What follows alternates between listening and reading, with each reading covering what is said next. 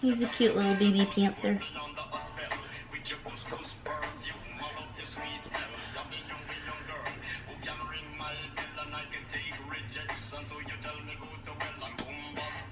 Hey everyone, it's Crystal. And Shannon. And today we were going to go over kind of what's been happening to us for the last couple months. Yes. We've been in a reading slump.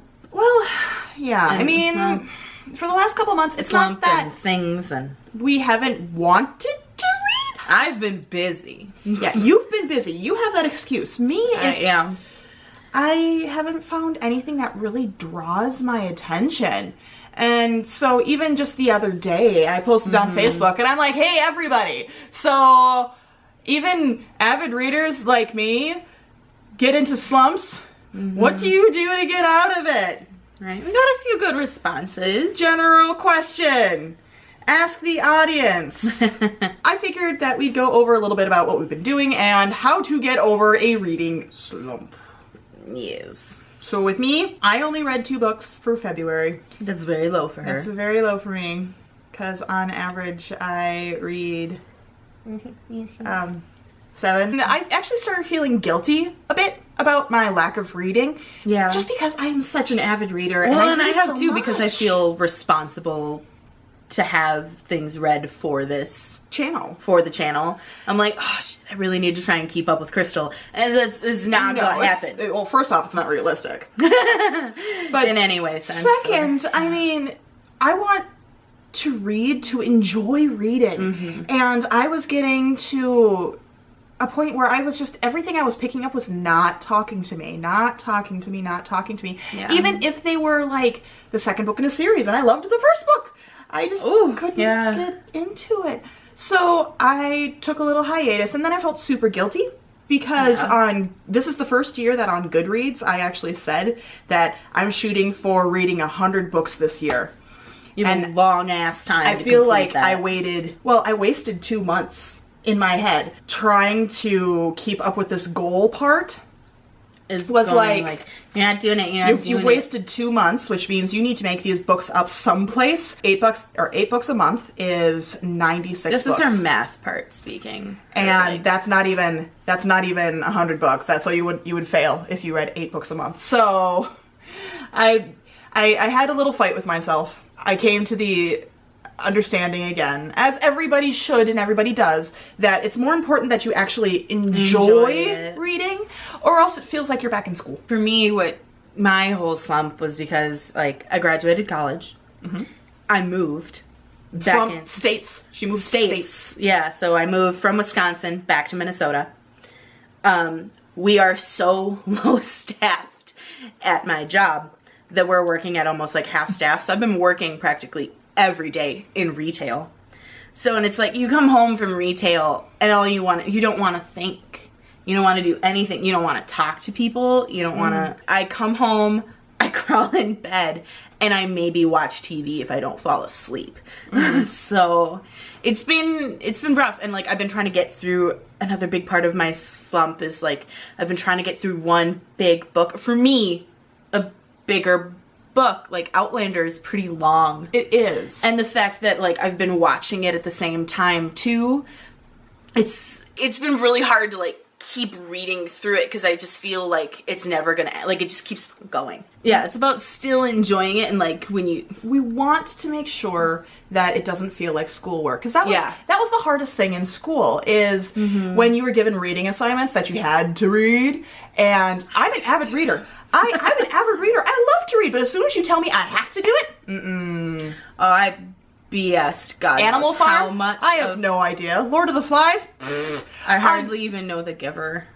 And people love that one, and I can't. I've never read The Giver. I don't know. So these are books that I've decided that I also want to, in the future, read as an adult without being required to do so. I've been thinking about doing that too. I want to go back. Yeah, these good books that we were School told we would ruined. like that, yeah, because it was an assignment, school ruined. So I didn't want this to feel like an assignment. And then the other thing that has been coming up is Geek by Numbers. So Geek by Numbers is the affiliation that we're part of. So much with that recently. And we have been, and we have 2 big conventions that are going to be coming up we're trying to plan and organize. Yeah. So that's taking up a lot of time too. SpringCon's coming up at the end of May 20th. And that's going to be our State first Fairgrounds big convention that we're doing. So every time that Shannon and I have seen each other, like you said, it's been work. And so a couple weekends ago, we just got together just to sit and drink. Yep. And watch. Good life choice. And watch Outlander. Finished Outlander. We were going to film that day, and then we decided, no. Didn't cry. We need friend time. We took the time to, make sure that our friendship isn't just this too. Yeah. So that's where we've been.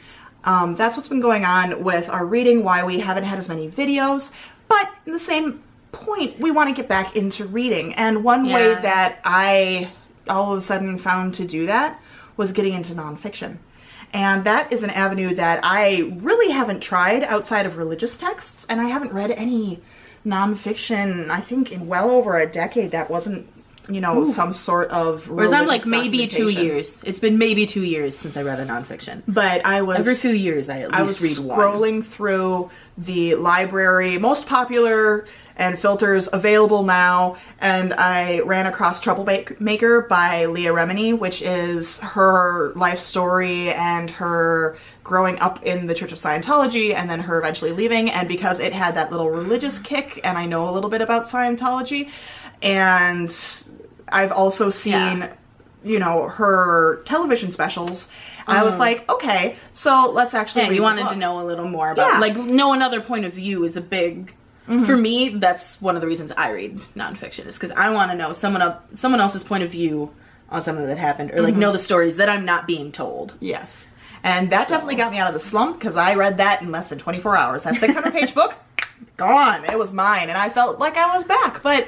Then I tried to pick up another fiction book, and it slumped back down. So I think I'm going through a reading evolution. Yeah. Where I want to get more into nonfiction. And that, I think, is going to be my way of getting out of a slump. But it helped to read, I had to go back to small stories, and I actually started reading. One day I just picked up, I have a book that was gifted to me of Agatha Christie's murder mysteries. And they're short little murder mysteries, and a lot of them are like Poirot, and I've watched Poirot. Poirot is a big thing between me and my boyfriend. That was a lot of our date nights when we first started seeing each other. It's nice that, I got a whole story and that's done. And you feel accomplished then, yeah, too. you do. It's rewarding to be like, oh, yeah. And, especially with Agatha Christie, it doesn't feel like, I read a children's book. That doesn't count. Yeah. Because Agatha Christie is not, children can read it. This is not a children's book. Not really. On that list that was brought to the audience, aka my friends list, of options, we had things like try a romance book. There were a number of people that were liking the romance option, and I think it's a nice refresher. But trying something new is, I think, the best way to get out of it. Or because even if you don't like it, it's then you get into the next thing. You get into the next thing. Or the other idea that I had was going back into poetry.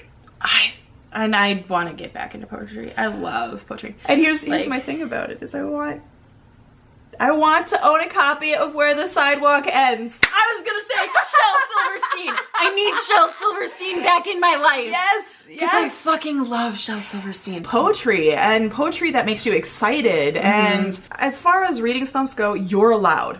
That's the basis of this video. You are allowed to take in a slump and take time and do what you need to do.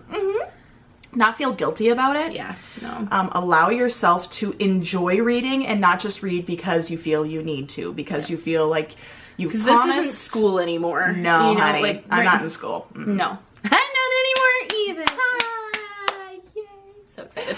So take your time. Let us know what got you out of your slumps. Absolutely. If it's something that we should try, because it happens to everybody. Well, everybody needs different things. I want to know what you use to get out of it. And other than that, just enjoy the ride. Absolutely. If you like this video, give us a thumbs up. And then subscribe to our channel. There's links down below. And other than that, I'll see you guys maybe at SpringCon. Come see us! I'll be there too. I got the days off. Yay! You have a great day. We'll see y'all later. Bye, everyone. Bye. Bless you. Pineapple. That works. It does. Why did